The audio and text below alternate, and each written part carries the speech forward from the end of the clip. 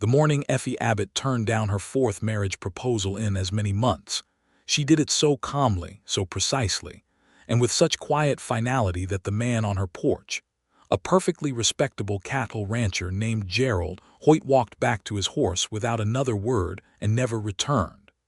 Effie watched him go from behind the screen door, her arms folded across her chest, and felt nothing except a faint irritation that she'd had to stop baking bread to answer his knock in the first place. The loaves were on the counter now, half risen and already beginning to lose their shape in the morning heat. She went back inside and punched the dough down harder than necessary. It was the spring of 1884, and the town of Bluff, Texas, sat at the edge of a limestone plateau, where the land unfolded in every direction like a sun-bleached tablecloth that someone had thrown carelessly over the earth. The town had roughly 400 souls, one church, 2 saloons, a general store run by the Whitmore family, a telegraph office, a doctor who drank too much, and a reputation for producing men who believed that asking a woman to marry them was roughly equivalent to doing her an enormous favor. Effie Abbott was 26 years old, and she had been refusing those men for 3 years. She was not ugly, which everyone in Bluff seemed to find confusing. She was tall for a woman, with dark auburn hair that she kept pinned up in the practical way of someone who had no patience for things coming undone at inopportune moments, and green eyes that people often described as serious, though what they usually meant was that those eyes had a way of looking at you that made you feel you'd better mean what you were saying. She ran the Abbott farm alone since her father, Harold Abbott, had passed from pneumonia 2 winters ago, and she kept it running with the same disciplined efficiency she applied to everything else in her life. The chickens were fed on schedule. The vegetable garden was immaculate. The fences around the small cattle pasture were repaired the moment they showed any sign of weakness. She did not need anyone to tell her what needed doing because she had always known and she had always done it. The men of Bluff admired this, the way they admired a well-made rifle. Useful, impressive from a distance, something you'd want to own. And that, if anyone had bothered to ask Effie, which none of them ever truly did, was precisely the problem. Gerald Hoyt had not asked her about anything.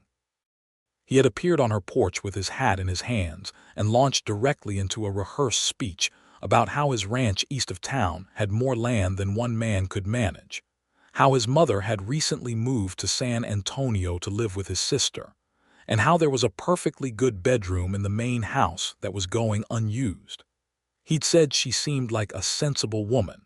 He'd said they were both practical people, and practical people didn't let good arrangements pass them by. He had not once said her name. She'd refused him before he could finish. Her neighbor Patris Munn, who was 43 and had opinions about everything, came over that afternoon and sat at Effie's kitchen table with her coffee cup and shook her head slowly while Effie sliced the finished bread. "Gerald Hoyt is a good man," Patris said, not for the first time. "I don't doubt it," Effie said. "He's got solid land." He mentioned that. "Effie, sweetheart," Patris set down her cup. "It's 1884.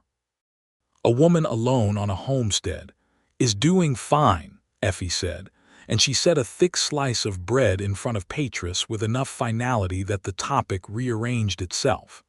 Patris looked at her for a long moment. "You're not going to tell me there's no one in this whole county who interests you?" "I'm not going to tell you anything of the sort," Effie agreed pleasantly and sat down with her own slice. "I'm going to say that if the man who interests me exists, he hasn't knocked on my door yet." Patris looked slightly horrified. "And what kind of man are you waiting for?"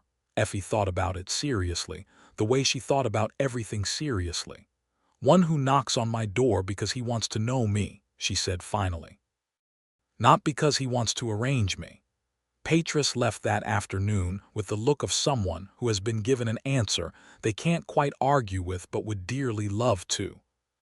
The town, for its part, had developed a small legend around Effie's refusals. The story of William Hartley, who'd ridden over from Dalton County with a silver brooch and a very formal letter of intent, was particularly well circulated. Effie had handed back the letter unopened and returned the brooch through the mail.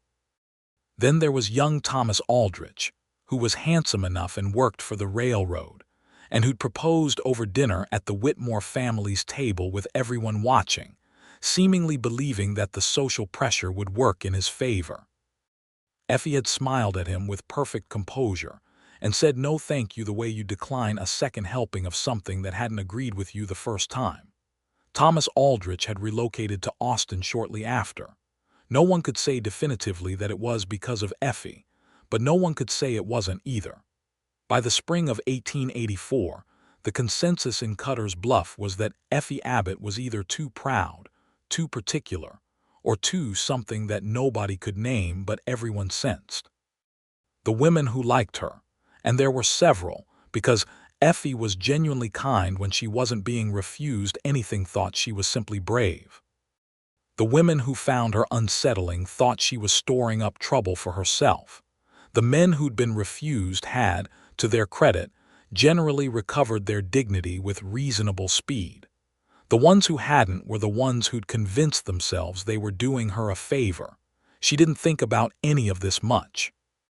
She thought about her spring planting schedule, about the fact that the well pump was making a sound it shouldn't be making, and about the letter she'd received from her cousin Clara in New Mexico, who was apparently married now to a sheepherder and seemed genuinely happy about it, which Effie found both wonderful and completely inexplicable. The stranger arrived on a Thursday in late April, the same day Effie finally got around to fixing the pump herself. So her hair was half down and there was grease on her left wrist, and she was not particularly ready for anything except the satisfaction of having fixed something. She heard the horse before she saw the man, a tired, slow sound of hooves on dry ground, the kind of pace that said both the animal and its rider had been traveling for a very long time. She straightened up from where she'd been crouched by the pump and shaded her eyes against the afternoon sun. He came around the bend in the road that cut past her property line, and he was dusty in the way of someone who had been on the trail for days, not hours. His coat was dark with road grime. His hat was pushed back on his head in a way that suggested it had stopped being a deliberate choice some time ago, and his horse, a gray roan with a white star on its forehead, was walking with the careful, deliberate stride of an animal that was tired but not broken. The man was leading it, walking alongside it, and that fact alone made Effie lower her hand from her eyes and look at him more carefully. Most men rode when they were tired. This one was walking so his horse could rest. He stopped at the edge of her property line, the fence line, right there where the posts had been recently reset, and looked at her without any particular urgency. He had dark hair that needed cutting, a jaw that was shadowed with several days of beard, and eyes that were a light, careful gray that caught the afternoon light in an unexpected way. "Afternoon," he said. His voice was low and even, with a flatness to it that suggested the Southwest, maybe New Mexico or Arizona. "I'm sorry to bother you. My horse needs water, and I was wondering if you'd let me use your trough." Effie looked at the horse, which was standing patiently with its head slightly lowered, and at the man, who was not coming through the gate and had not come through the gate, which was something she noticed. "The trough's around back," she said. "Gate's not locked." "Thank you kindly." He didn't smile with any performance in it. He just nodded, the same way you'd nod at a door you'd just been allowed through, and led the roan through the gate with the careful sideways step of a man who knew how to move around tired animals. Effie watched him go around the side of the house. She picked up her wrench and her oilcloth and followed at her own pace, which was not hurried because she was on her own property, and she did things at the pace they needed doing. He had the horse at the trough already, standing back and letting the animal drink without pushing it. He didn't look up when she came around the corner, though she was certain he heard her, because he was the kind of man who heard things. She had already gathered that from the 15 seconds she'd been in his company. She set her tools on the back porch step and washed the grease off her wrist from the water bucket near the door, and for a while they were both just people existing in the same space without any particular need to fill it with noise. "Long ride?" she asked finally, not because she needed to make conversation but because she was genuinely curious. "Coming from Laredo," he said, "heading to Amarillo." "That's a long way." Cutter's Bluff sat roughly in the middle of that route, give or take. It is, he agreed. She almost left it there, almost went back inside, but something kept her still. He wasn't looking at her the way men usually looked at her when they came onto her property. There was no assessment in it, no inventory. He was watching his horse drink with the particular quietness of someone who was simply tired and had no energy for anything that wasn't essential. "You've been on the road how long?" she asked. 11 days. Alone?" "Yes, ma'am." She considered him. "Are you hungry?" He looked up then, and she caught the full weight of those gray eyes, and they were not calculating. They were just present. "I don't want to impose," he said. "I'm asking," she said, "because I have a pot of stew on the stove and I made too much of it, which is a thing that happens when you live alone. If you're hungry, you're welcome to eat. If you're not, you can water your horse and be on your way. It's no imposition either direction." He was quiet for a moment. The horse lifted its head from the trough, water dripping from its muzzle, and the man absently ran a hand down its neck in the easy, affectionate way of someone with a long relationship with the animal. "I appreciate that," he said finally. "I am hungry." "Then come in when you're ready," she said. "There's a place to wash up by the back door." She went inside and didn't look back, which was not rudeness but simply the recognition that she had offered what she'd offered, and there was no reason to hover over it.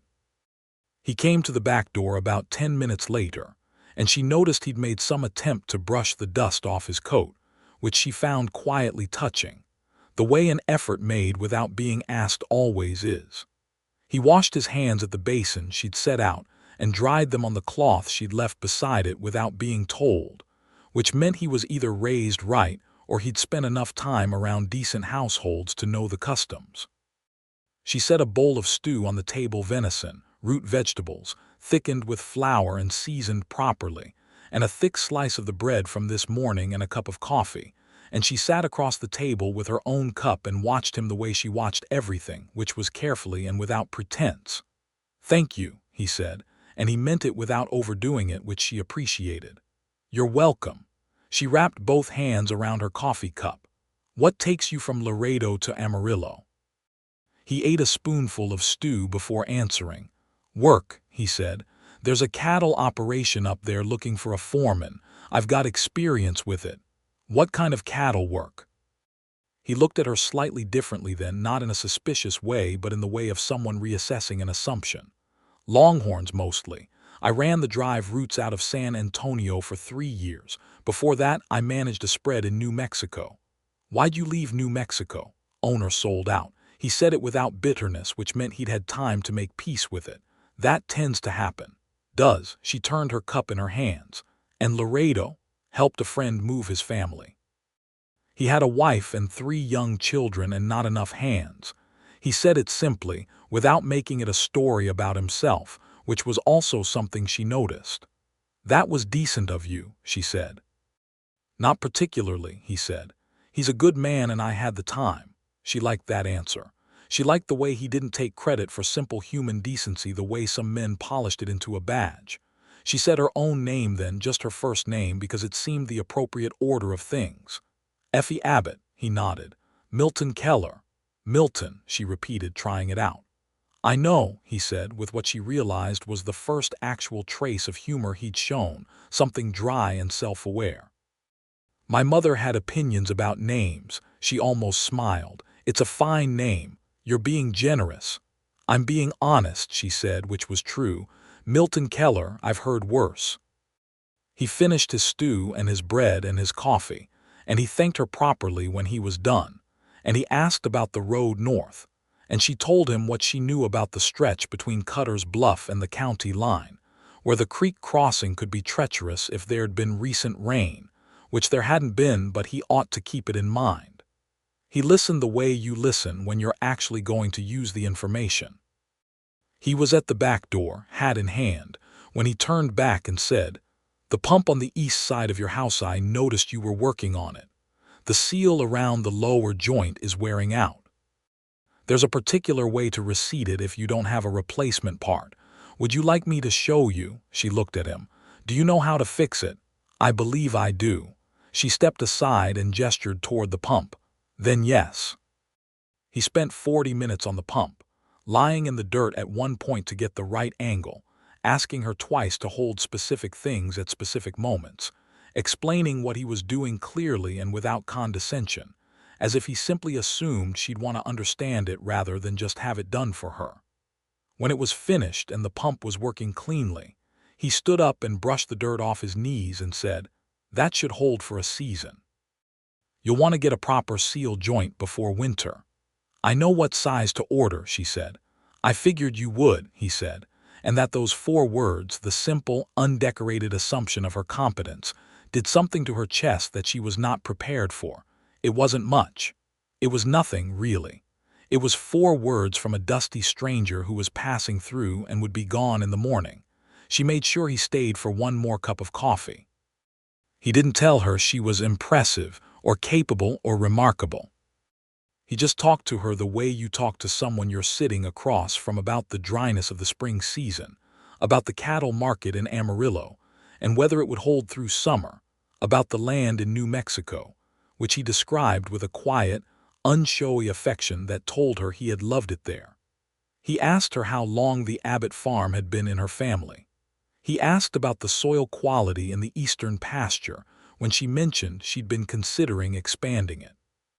He did not ask why she was unmarried, or when she planned to do something about it, or whether she found the situation lonely.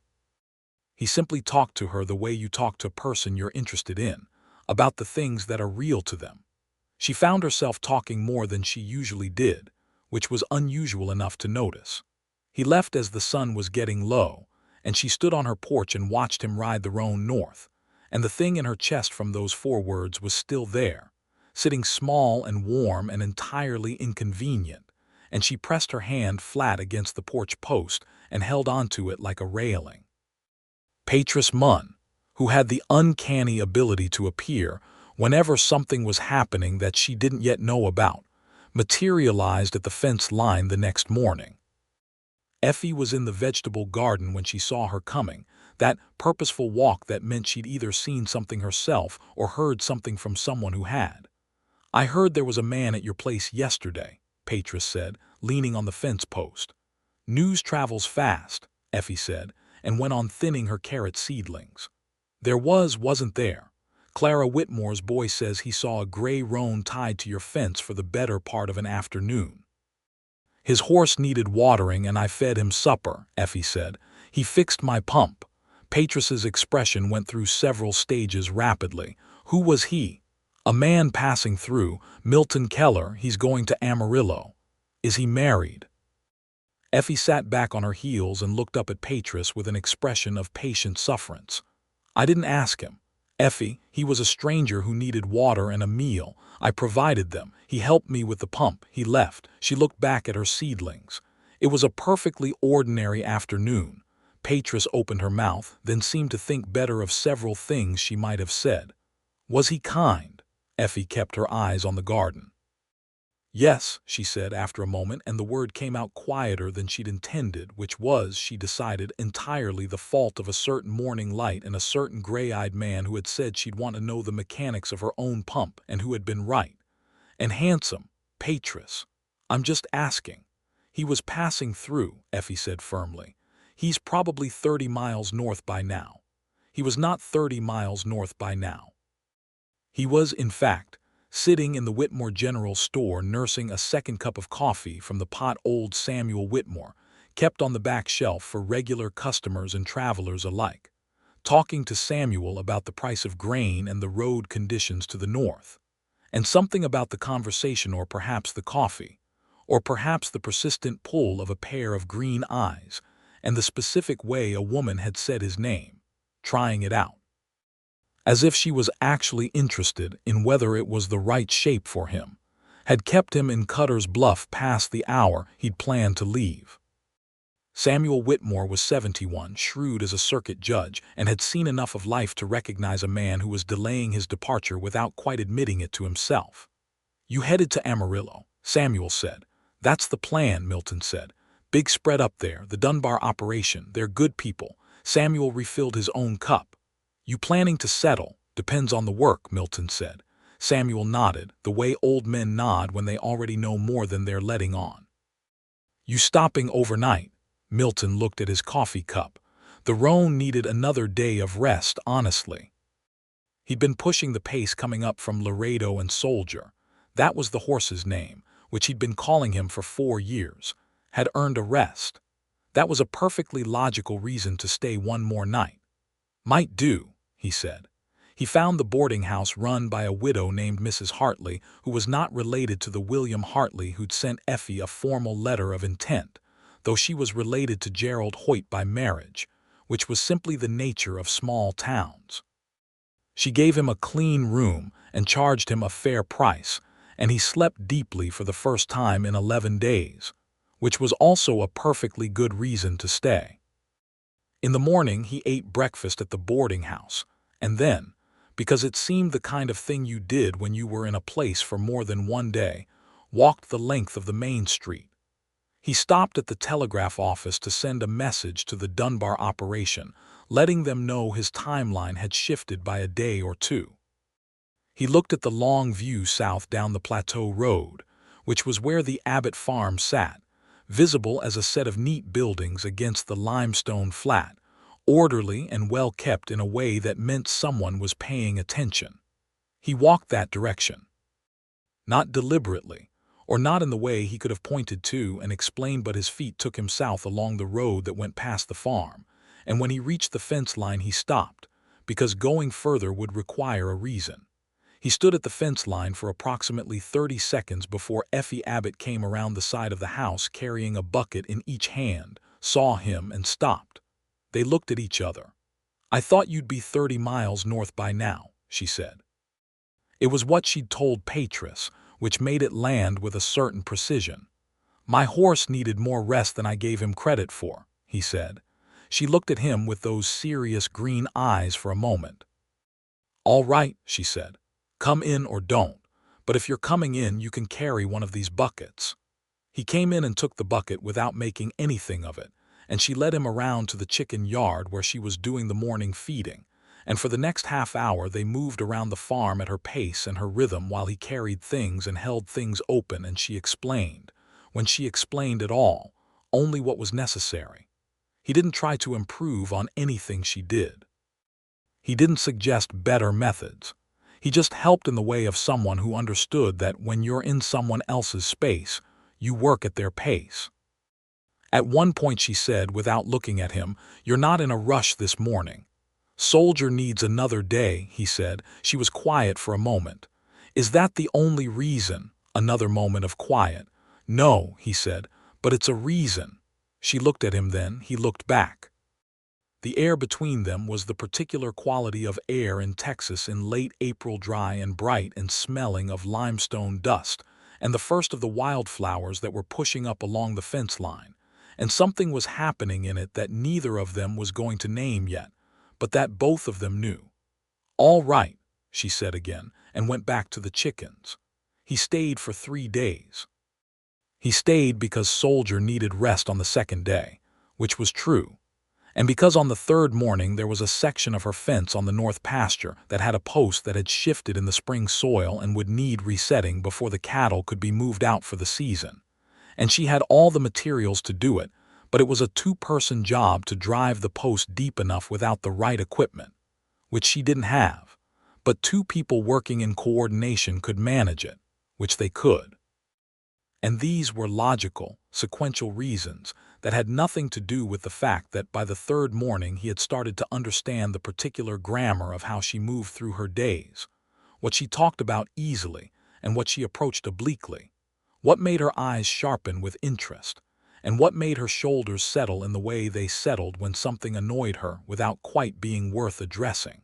And she had started to understand him too, in ways she wasn't sure she could articulate, but felt with the kind of certainty that has nothing to do with words.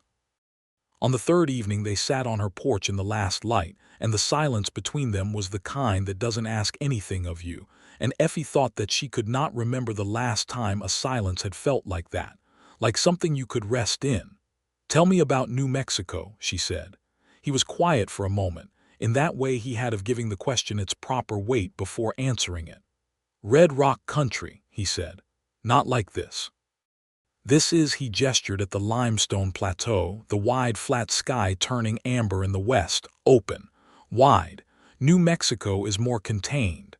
The mountains do something to the sky, box it in a little, in a good way, like a frame.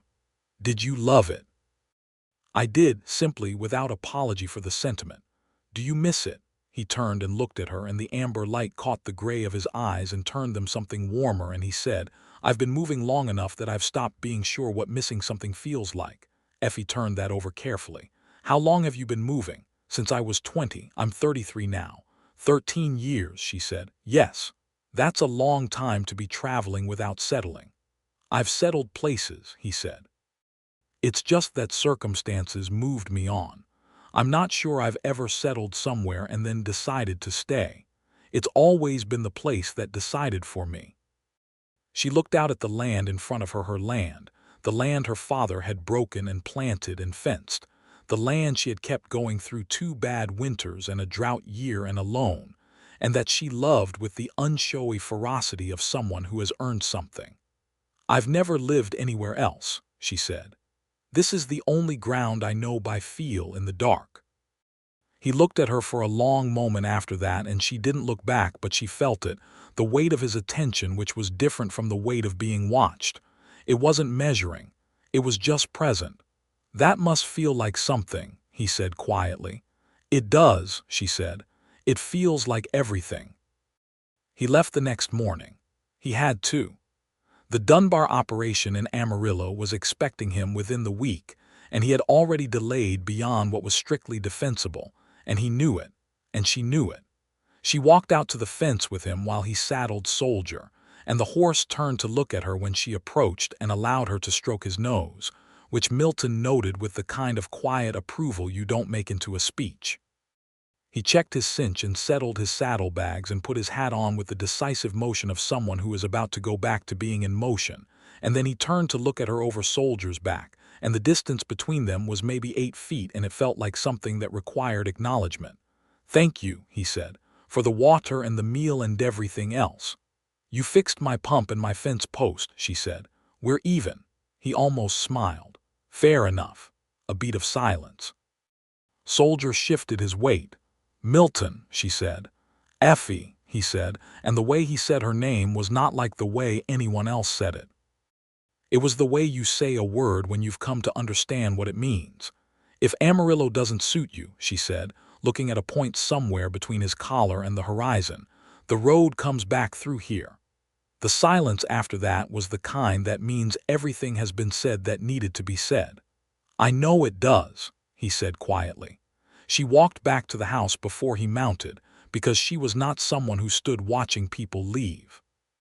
She heard Soldier's hooves on the road, the particular pace of a horse that has rested and is ready, and she went inside and stood at her kitchen window until the sound faded, and then she stood there a little while longer, her hand pressed to the windowsill, and took several breaths of the cool morning air.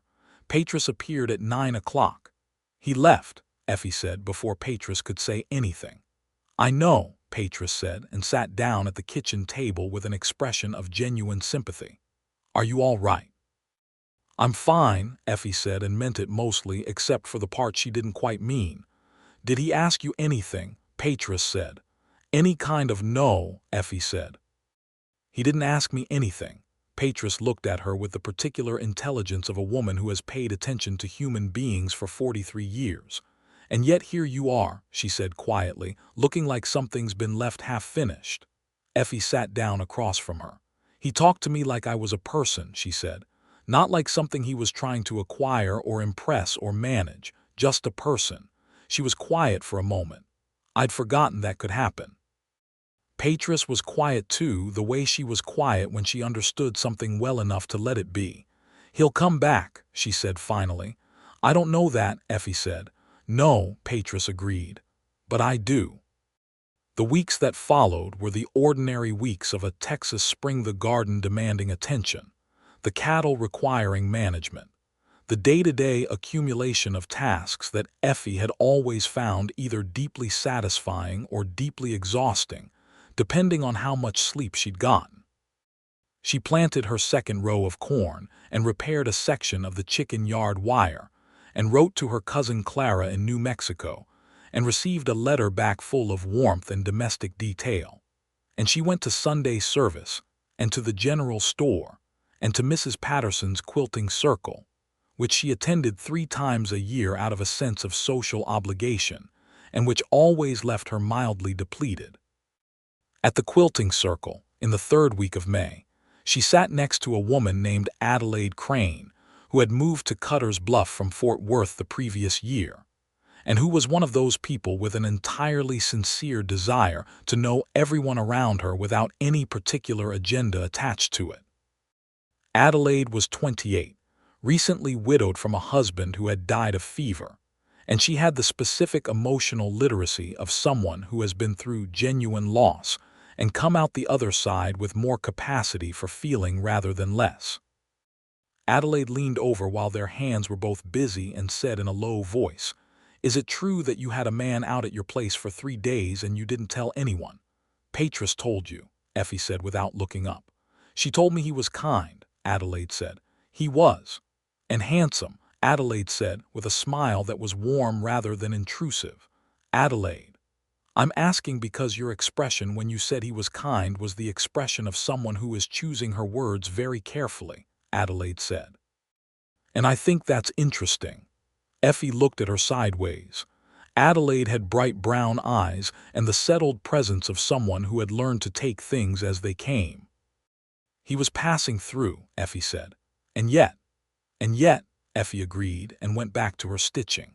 A letter arrived for her on the 14th of June.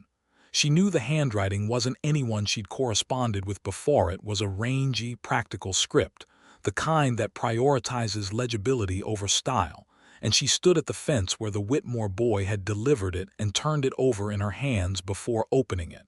It was from Milton. He wrote the way he talked without unnecessary decoration, but with a precision that meant every word was doing its actual job. He wrote that Amarillo was fine, that the Dunbar operation was run by a fair man named Charles Dunbar, who'd built the operation properly and treated his people right, that the work was good. He wrote that the country there was big sky country, and it reminded him of certain things, including, and this was where the handwriting made a slight, barely perceptible adjustment that she noticed, a porch in Cutter's Bluff at sunset. He wrote that he'd been thinking about what she'd said, about knowing your ground by feel in the dark, and that he thought it was one of the truest things he'd heard in a long time. He wrote that he hoped the pump was holding and the fence post was settling. He did not ask her anything. He did not say anything that could be reduced to a proposal or a petition or a request. He simply wrote to her, the way you write to someone whose company you have not stopped thinking about. She sat down on the porch steps and read it twice. Then she went inside and got paper and her pen and the ink well and sat at the kitchen table, and she wrote back. She wrote about the corn coming up, and about a coyote she'd seen near the east fence 2 mornings in a row, watching the chickens with that particular coyote calculation, and about a conversation she'd had with Adelaide Crane that had made her laugh. She wrote about a spring storm that had come through in the 2nd week of June with more thunder than rain, but a certain spectacular quality to the lightning that she'd watched from the porch. She wrote that the pump was holding and the fence post had settled. She signed it with her full name Effie Abbott, then looked at it for a moment and did not change it. They wrote back and forth for 6 weeks. Each letter was longer than the last, in the way of a conversation that keeps finding new rooms.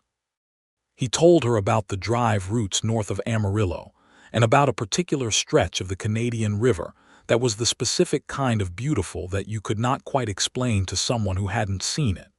And she wrote back and said she understood that there was a view from the north ridge of the Abbott land at dawn that she had never successfully described to anyone and had stopped trying. He wrote about his family, a mother in Missouri who had passed 8 years ago, a father he'd not seen since childhood who had gone west and not come back, a brother named James who was a school teacher in Kansas, and who Milton clearly loved in the plain-spoken way of brothers who don't say it directly but mean it in everything. She wrote about her father Harold, about what he'd taught her, and what she'd taught herself, and the specific grief of losing someone who was also your primary companion, the way you keep reaching for them in small moments for longer than you expect. He wrote in early August that Charles Dunbar had offered him the permanent foreman position with a proper contract and a house on the operation and a wage that was more than fair, and that he had told Dunbar he needed 2 weeks to think about it. She read that sentence 4 times. She wrote back the next day. She said that the Dunbar offer sounded like exactly the kind of thing you'd hope for after 13 years of moving, and that she hoped he would think about it carefully, and that she hoped when he thought about it, he would think about what he actually wanted rather than what was simply the next logical thing. She reread that paragraph 3 times and then left it as it was because it was honest, and that was what she decided she was going to be. His reply came 8 days later. She was counting, which was something she would not have admitted to Patris under any circumstances, and it was the longest letter yet. He wrote that he had thought about it carefully, exactly as she'd suggested. He wrote about what careful thought had revealed, which was more complicated than he'd expected. He wrote that after 13 years of moving, what he wanted was not the absence of the next logical thing but the presence of something specific, which he had recently, in the past several months, become considerably clearer about. He wrote that he had turned down the permanent position, though he would finish out the season, which was fair to Dunbar and his people. He wrote that the road from Amarillo came back through Cutter's Bluff, as she knew. He wrote that he planned to be on that road in September. He wrote that he was not asking her anything, because he did not think it was his place to ask her anything, but that he wanted to be honest with her about why he was making the choice he was making, and the reason was that there was a porch in Cutter's Bluff, and a view from a north ridge at dawn that he hadn't seen yet and would like to, and a woman he'd spent approximately 4 days in the company of who had been better company than most people he'd known for years. And he thought that was enough of a reason to take a road rather than not take it. She read the letter at the kitchen table and then set it flat on the surface in front of her with both hands pressed on top of it, as if it might blow away, though the air in the kitchen was entirely still. He was coming back. He had turned down a permanent position and a house and a fair wage, and he was coming back, and he had told her why without pretending the why was something other than what it was, and he had not asked her anything, had not made any claim or petition or arrangement, had simply said, "This is what I'm choosing and this is why I'm choosing it," and he was leaving the rest to her. She sat still at her kitchen table for a long time. Then she got up and went outside and stood in her garden in the evening light, looking at her corn, which was chest-high and doing beautifully, and she thought about what it felt like to be known, actually known, not assessed or acquired, but known. And she thought that she had been right. All those years of refusing, she had been completely right, because this was what she had been waiting for and it was worth every polite no she'd ever given. She wrote back 1 sentence. She wrote, "I know which road." He arrived on the 3rd of September, a cool, bright morning with a wind out of the northwest that smelled of the turning season. And she was at the fence when he came around the bend, because she was not going to pretend she wasn't watching for him, which would have been false, and Effie Abbott did not do false. He rode soldier at a good pace up the road and pulled up at the fence, and he looked at her and she looked at him, and they were both people who had been corresponding for 3 months and had arrived at a certain understanding through that correspondence, and the understanding was sitting in the air between them now, plain as the September light. He dismounted with the easy economy of someone who has been doing it for decades and stood on the other side of the fence from her. "You came back," she said. "I said I would.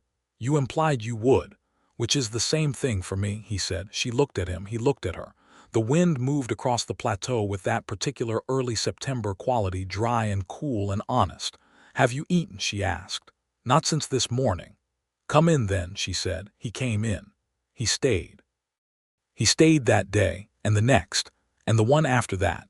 This time not because of logical sequential reasons involving the horse, though Soldier was certainly welcome and comfortable in her small barn, but because they were learning each other in the way you learn someone when you stop pretending the learning is for any reason other than itself. He was there when she moved the cattle to the north pasture, and he worked beside her without being asked, and without making a performance of it. She was there when he received a letter from his brother James in Kansas, and she watched him read it at her kitchen table and saw the particular shape of his expression when he put it down fond. And a little lonely in the way of people who love someone at a distance, and she asked if James was all right, and he said yes. James was fine. James had just written about his students with that enthusiasm of his that always made Milton feel like he'd chosen a quieter kind of life than James, but maybe a better fit. And Effie said that didn't sound like a quieter life. That sounded like the right life. And Milton looked at her for a moment and said, quietly, that yes, he thought it might be.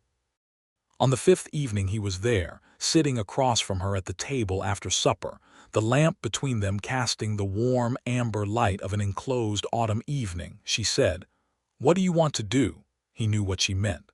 Not in the vague sense, but specifically where, how, what next. He turned down the permanent position. He was 33 years old. He was on a farm in Bluff, Texas, sitting across from a woman who looked at him like he was something she'd been trying to articulate for years and had finally found the word for. "I want to work land," he said. "Good land with good soil and room to develop it." He paused. "I want to do that somewhere I intend to stay." "This is good land," she said. The lamp flame moved slightly. Outside, a night bird called once and went quiet. "It is," he said. "My father broke 50 acres and I've managed 30 of them on my own. There's capacity here I haven't been able to develop because I've been one person." "I know," he said. "I can see it in the eastern field. The eastern field could be twice what it is with the right management. It could." He was watching her. "Effie." "What?" "Are you offering me a job or asking me to stay?" She held his gaze steadily. "Both," she said. "Or neither. I'm saying what's true about the land. What you do with that information is your business." He was quiet for a long moment. "I'd like to stay," he said. "If that's—" He stopped. He looked at her with a directness that was not intimidating but was entirely without evasion. "I'd like to stay because of you. Not because of the land, though the land is good. Because of you. I need to say that plainly." Effie Abbott, who had turned down every man in Bluff County without a second's hesitation, felt something open in her chest like a window she hadn't known was shut. "You haven't asked me anything," she said quietly. "I know," he said. "I don't think it's mine to ask." "That's your—" He paused, choosing his words with the precision she'd come to understand was characteristic of him. "That's your door to open or close. I won't push on it." She looked at him for a long, careful, full-attention moment. "Milton," she said, "yes. I'm asking you to stay." He let out a breath that he'd probably been holding for approximately 6 weeks. "Then I'm staying," he said. What followed was not the sudden rush of declaration you read about in certain kinds of stories.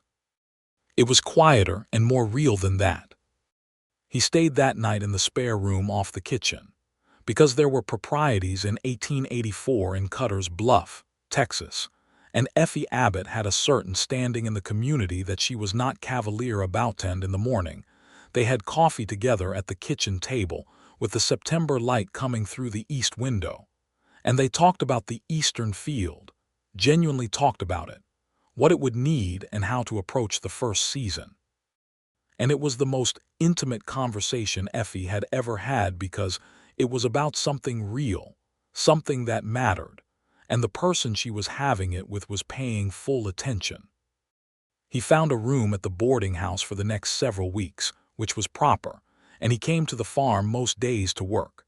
And the town of Bluff watched this with the fascinated attention of 400 people who had been waiting for Effie Abbott to do something interesting for years. Patris was delighted in a contained way that barely held together at the seams. Adelaide Crane said simply that she'd known, which she had not, but which turned out to be the right thing to say.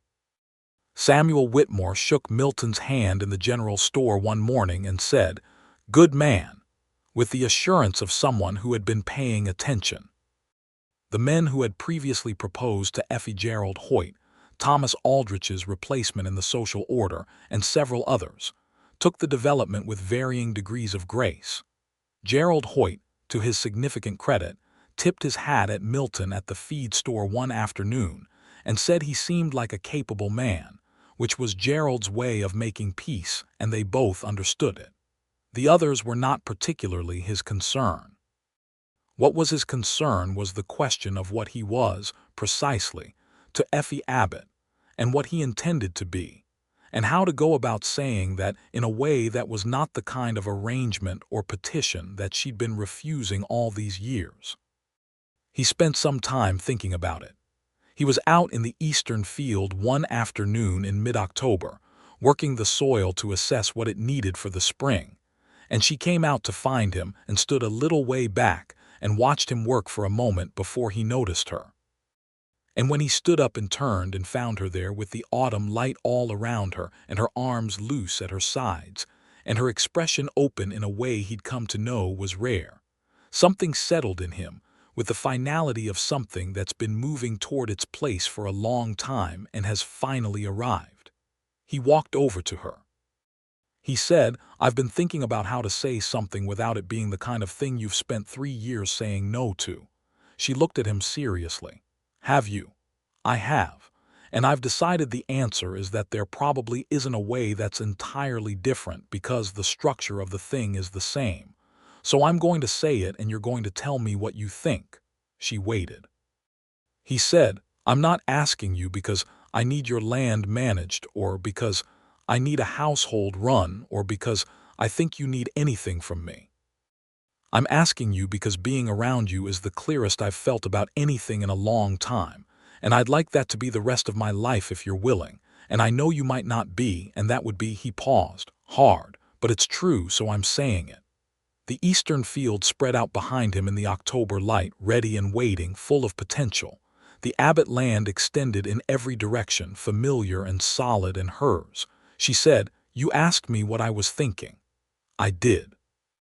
"I'm thinking that the man who asks nothing is the only one I've ever wanted to give everything to," she said. "And I think that's an answer." His expression went through several things in quick succession before settling into something that was not a performance but was the kind of thing you can't hold back. "Is that a yes?" he said. "That's a yes," she said. He crossed the remaining distance between them in 2 steps, and she tipped her chin up, and then they were standing in the middle of the eastern field with the October light around them and his hands on her face and her hands at his collar. And when they kissed, it was not tentative. It was the kiss of 2 people who have been having a conversation for months and have finally gotten to the part they've both been thinking about. They were married in November at the Cutter's Bluff church, which was packed full because 400 people had an opinion about this, and most of them were affectionate. Patris Munn cried, which she would not admit to subsequently. Adelaide Crane did not cry but came very close. Samuel Whitmore sat in the 3rd row and looked satisfied in the way of someone whose assessment of a man had been confirmed. The Reverend Caldwell, who was a good man and reasonably brief in his ceremonies, married them in 25 minutes, which was efficient enough for Effie and sufficiently ceremonial enough for everyone else. Milton wore his best coat, which was not what you would call formally impressive, but was clean and well-fitted, and he wore it with the unself-conscious ease of a man who doesn't put on ceremony but respects the moment. Effie wore a dress she'd had made up in the navy blue that suited her complexion, with cream lace at the collar, and she was quietly and entirely beautiful in the way of someone who has no idea they're beautiful, which was always the most affecting kind. When Reverend Caldwell got to the part where Milton could kiss his bride, he did it simply and properly, and when they turned to face the congregation, Effie was flushed in a way Patris had never seen in all the years of knowing her, which Patris would absolutely bring up at every subsequent opportunity. They walked out of the church into the November noon sun, and the town of Cutter's Bluff applauded, because this was a story they'd been watching for months, and it had the appropriate ending, and they were generous people when properly entertained. They went home to the Abbott farm, which Effie made clear would remain the Abbott farm in name, as Harold Abbott had broken that ground and deserved to be remembered in it. And Milton agreed without any particular ego about the matter because he understood what the land meant to her, and they began the business of being in each other's lives entirely. It was, on balance, exactly what it should be. They argued occasionally, because they were both people with opinions, and neither of them was inclined to suppress an opinion for the sake of a quiet life. Twice in the first winter the argument was about management of the cattle, where they had legitimately different views, and they both held their positions longer than was probably necessary before arriving at a compromise that was actually better than either of them had proposed initially, which was the best outcome of any good argument. Once it was about something smaller, a domestic disagreement about the order of priorities that was really about the fact that they were both people who were accustomed to doing things alone and were still learning the grammar of doing them together. And that argument ended with Effie sitting at the kitchen table and Milton leaning in the doorway and both of them being honest about what they'd actually meant, which was different from what they'd said, and which resolved everything in about 10 minutes. After that, they were both considerably better at saying what they actually meant in the first pass. They developed their rhythms. He rose earliest and had the coffee on before she came downstairs, which was a small thing, but was the kind of small thing that compounds into something enormous over time. She kept the accounts and the planting schedules with a precision he admired genuinely and told her so, which she received with the spare matter-of-fact appreciation of someone who knows their competence is real and doesn't need it overpraised. They worked the eastern field together through the winter and into the spring, and by April the first season of crops went in corn and sorghum and a larger kitchen garden, and when the corn came up in late May, Effie stood at the edge of the eastern field and looked at it with Milton beside her and said, "My father would have wanted to see this." Milton was quiet for a moment. Tell me something he would have said about it. She thought about it. He would have said the rows weren't quite straight enough and then gone inside and told my mother he was proud. She paused. The rows are perfectly straight. They are, he said. He would have said that too, she said, and smiled. And it was the particular smile of someone who is carrying grief and love in the same hand and has learned to hold them both. He put his arm around her and she leaned into his side, and they stood looking at the eastern field in the May morning, which was everything her father had broken this ground for. They wrote to Milton's brother James in the spring, and James wrote back with an enthusiasm that leaped off the page. He was delighted. He was coming to visit in the summer if they'd have him. He'd wanted for years to see Texas. Effie wrote the return letter herself, which Milton read over her shoulder and which made him laugh twice, and then look at her with the expression he had when she'd done something that reminded him of why he'd come back down this particular road. James arrived in July.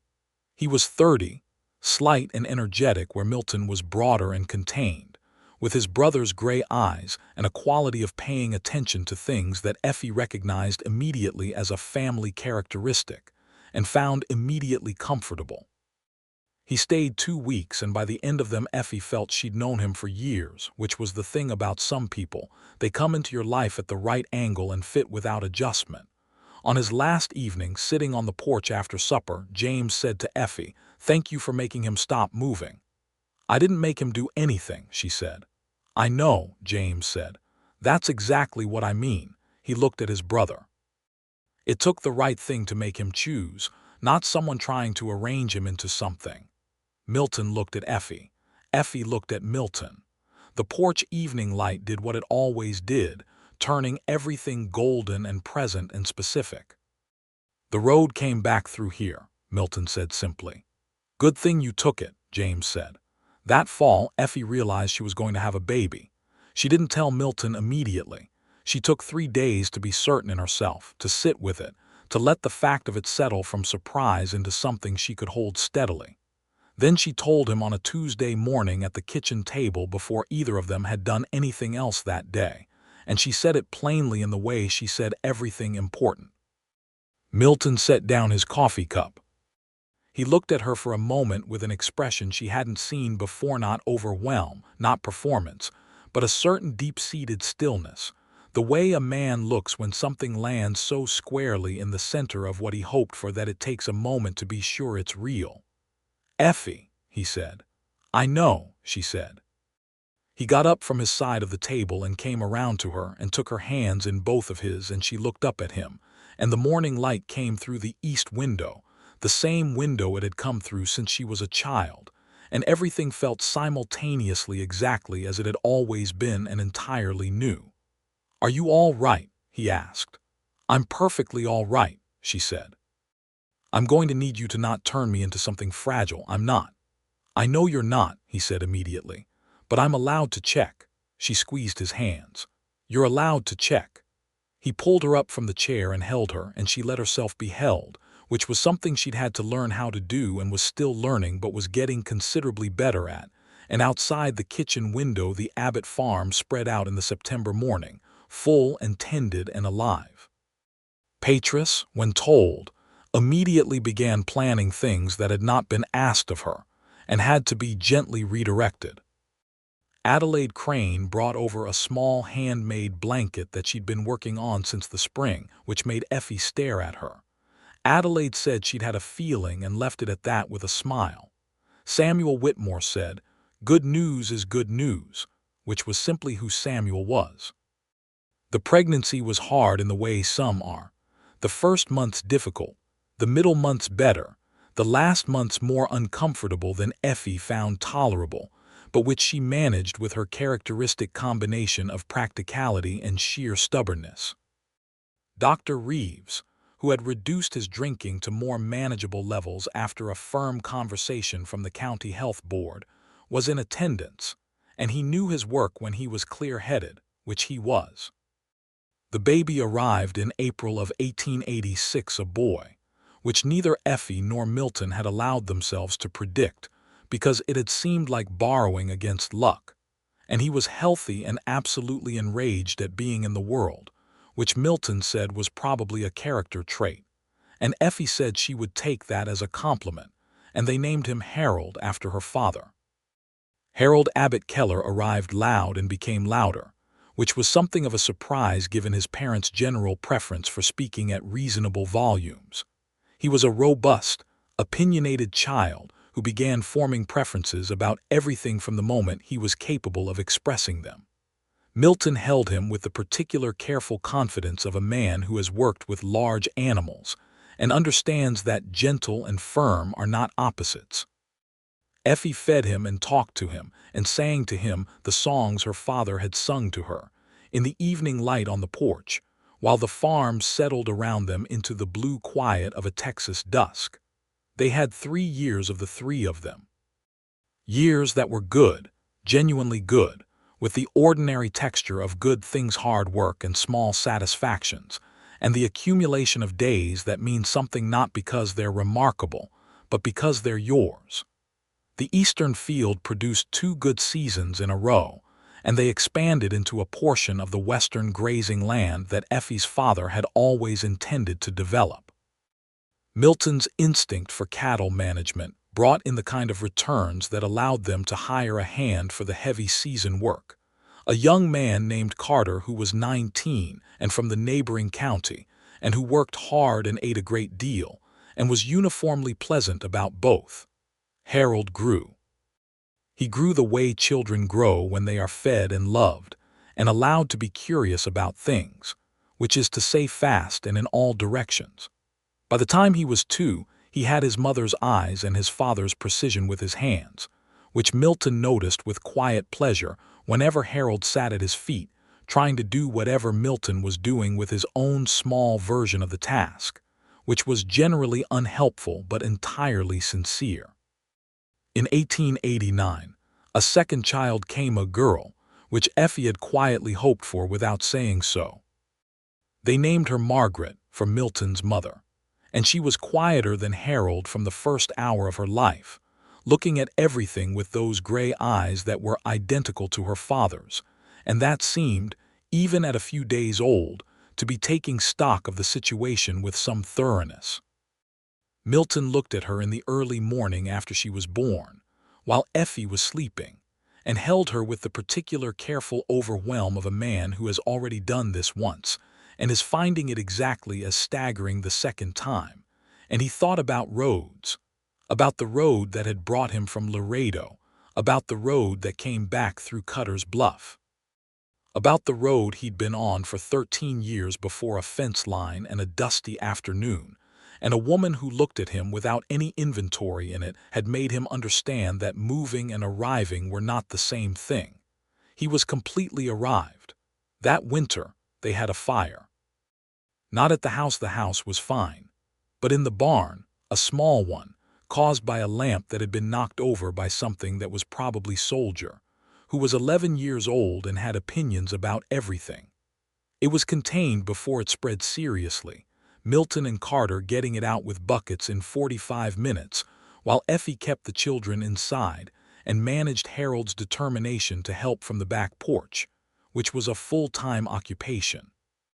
The barn lost 2 stalls on the east side and a section of the roof, and a good portion of the hay storage, which was a real loss but not a catastrophic one. The neighbors came, because that was what neighbors did. Gerald Hoyt sent his men over with timber and labor before Milton even sent word, which told you a great deal about Gerald Hoyt when it came down to it. Samuel Whitmore opened a line of credit for the rebuilding supplies that wasn't asked for but was deeply practical. Adelaide Crane organized the women of the county into a meal rotation that meant nobody at the Abbott farm had to think about food for 3 weeks while the barn was rebuilt, which was the kind of specific generosity that goes straight to the useful place. The rebuilt barn was better than the original, which Milton pointed out with the satisfaction of someone who sees the opportunity in the necessity. Carter, who had turned out to have a genuine gift for woodwork that had not been mentioned in his initial hiring, contributed work to the barn roof that was frankly more skilled than anything an ordinary ranch hand would deliver. And when it was done, Effie told him so directly, and Carter went red to the ears and said it was nothing, and Effie said it was not nothing and he should know what he was capable of, which was advice that stuck with him for years. The following spring, Samuel Whitmore died. He died in the way good men sometimes die, quietly in his sleep, at the age of 77, having run his general store for 40 years and known 3 generations of Cutter's Bluff families, and given honest measure and fair price to all of them. His wife had predeceased him by several years.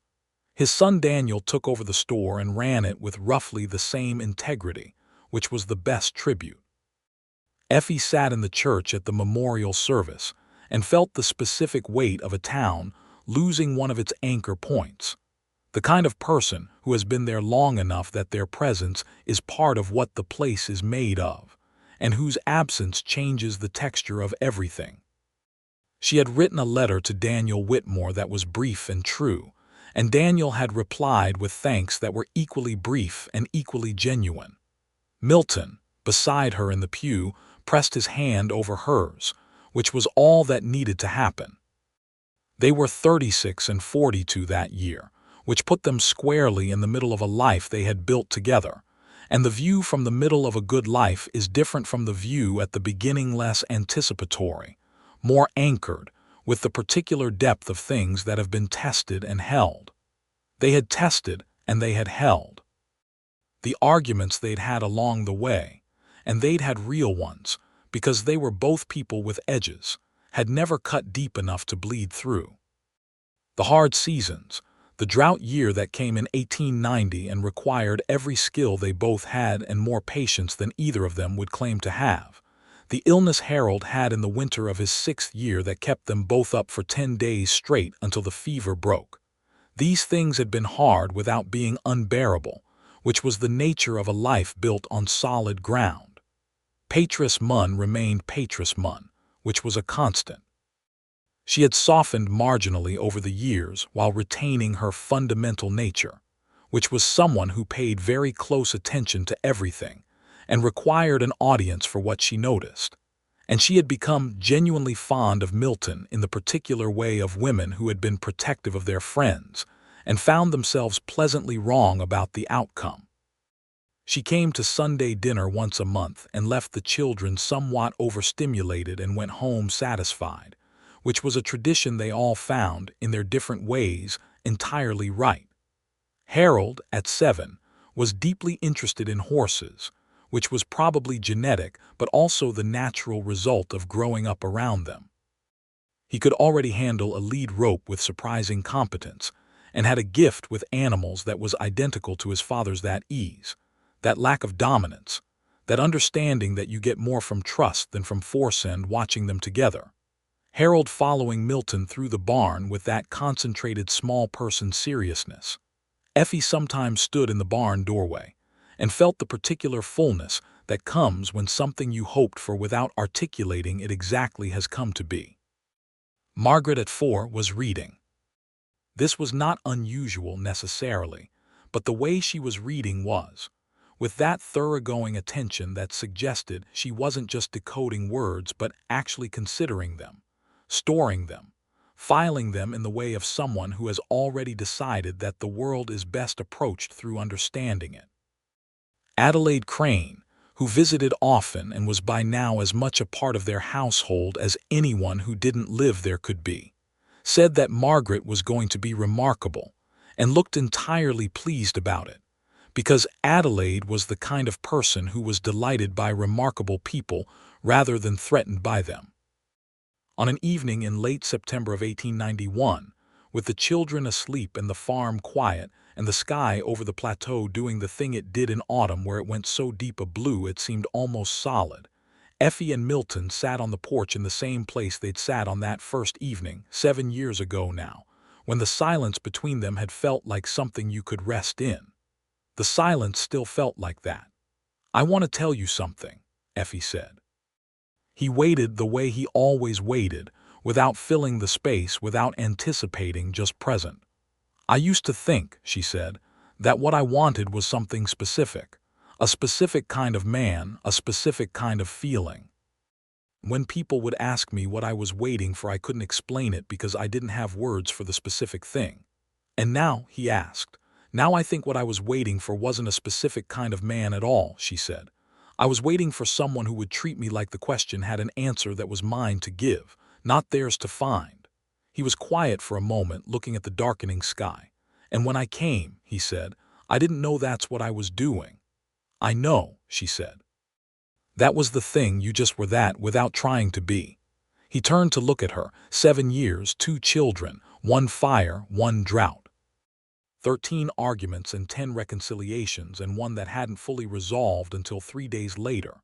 Letters he still had, tied together in the bottom of the chest in their room.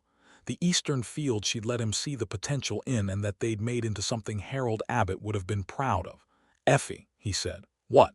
"I'm going to say something and I need you to not be embarrassed by it." "I'm rarely embarrassed," she said. "You're sometimes embarrassed," he said, "when things get too sincere too fast." "That's fair," she said.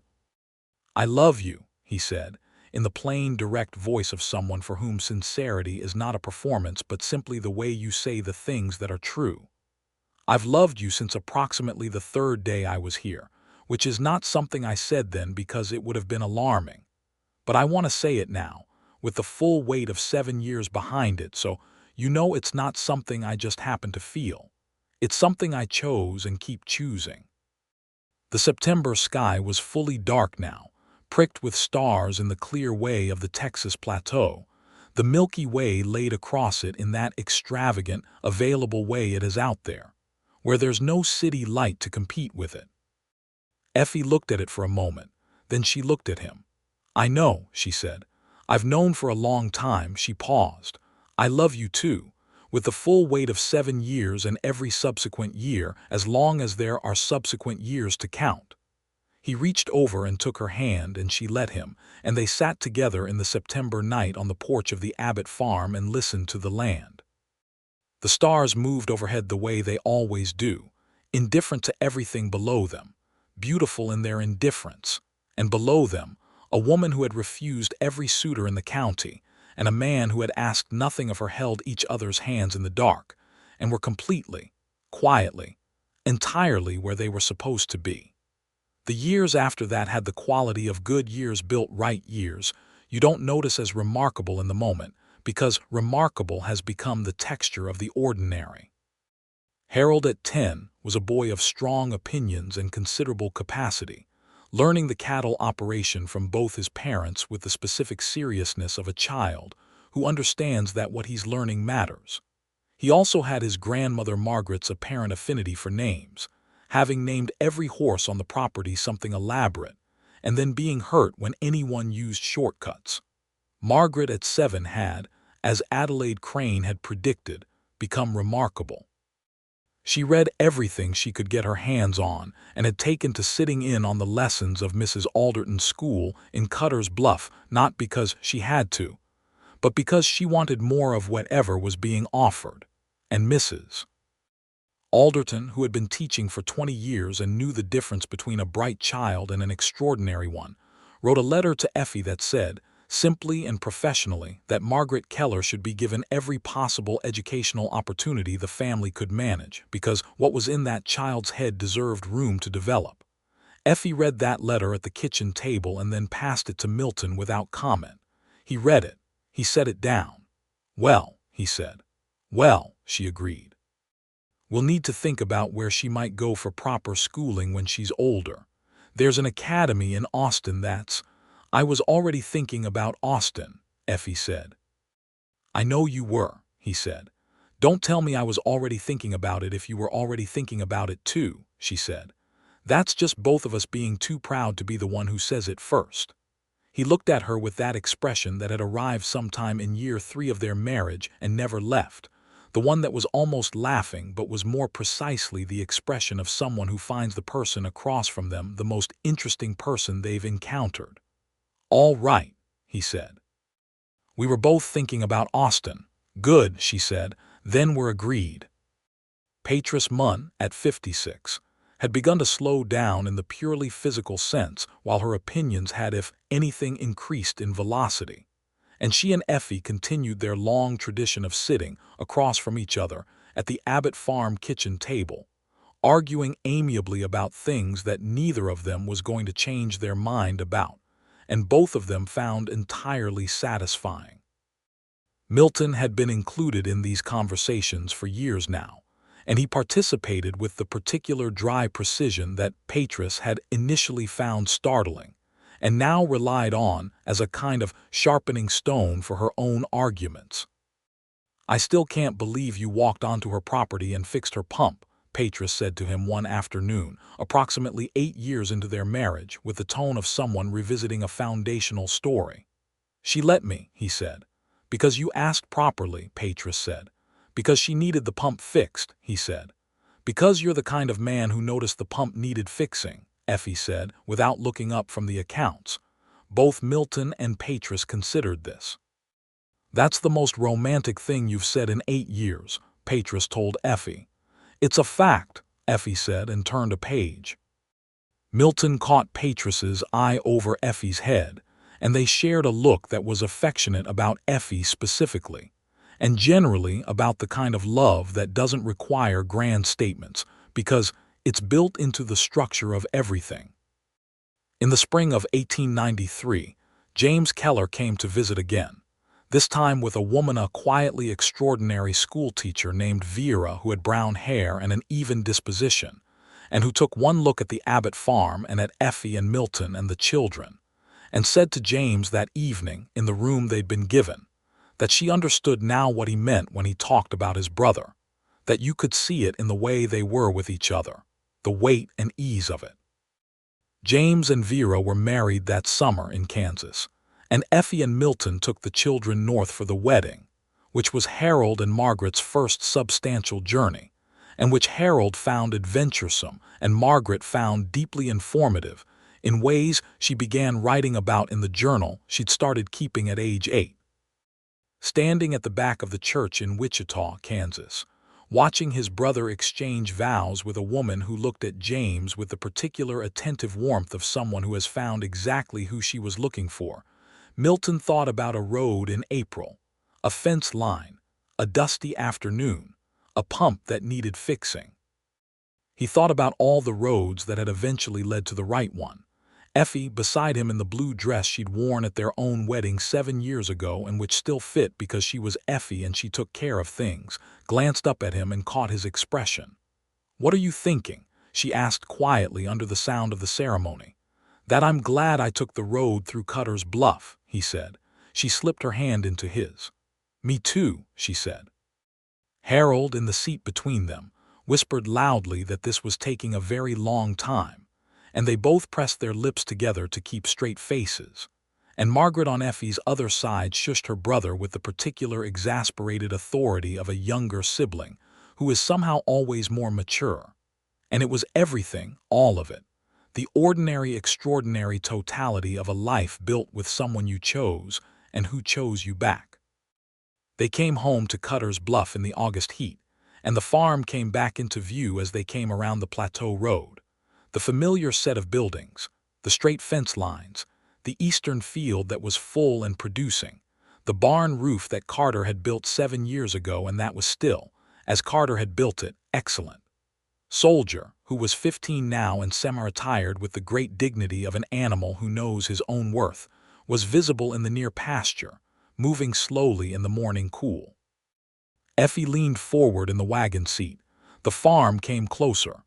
"There it is," Harold said, with the satisfaction of a child returning to the one place that is entirely his. "There it is," Effie agreed. She did not need to look at Milton to know his expression because after 9 years she knew his face in all its configurations, knew when it was the specific warmth of someone coming home to the place they've chosen to belong to. She knew it the way you know your own ground by feel in the dark. She'd told him that once. He'd remembered it. He remembered everything about her that mattered. The wagon rolled through the gate and up to the house, and Harold was out and running before the wheels stopped, and Margaret descended with considerably more dignity and went immediately to see if Soldier had been properly maintained in their absence. And Carter, who had stayed to manage, came out of the barn and reported that everything was in good order, which it was, because Carter was Carter.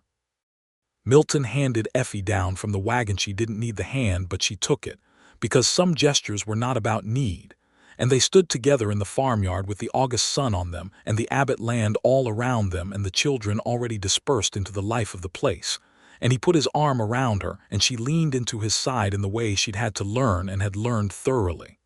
"We're home," he said. "We're home," she said. They went inside.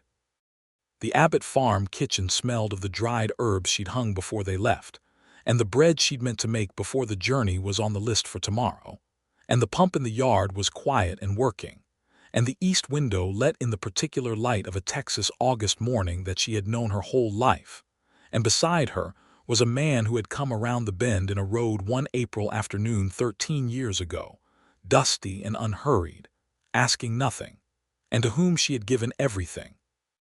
Not because he asked, but because he was the kind of man who made giving feel like receiving at exactly the same time.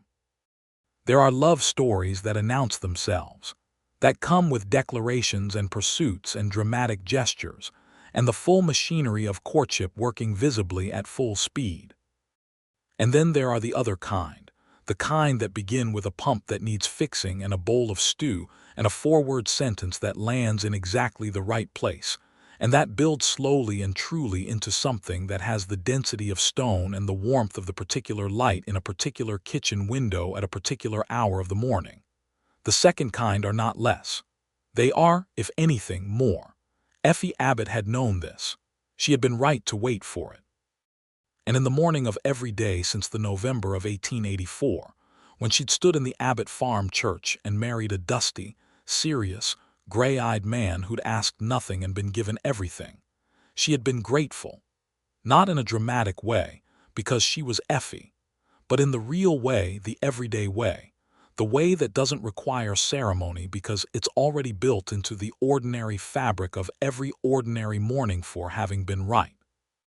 And Milton Keller, who had been on the road for 13 years and who had taken one particular road on one particular April afternoon for no better reason than that his horse needed water, had understood something that afternoon that he understood more completely every year, That the life you arrive into by accident and choose to stay in by intention is not less yours than the one you planned. It is more, because you chose it with your eyes open. You chose it freely. You chose it knowing what you were choosing. He had chosen Effie Abbott.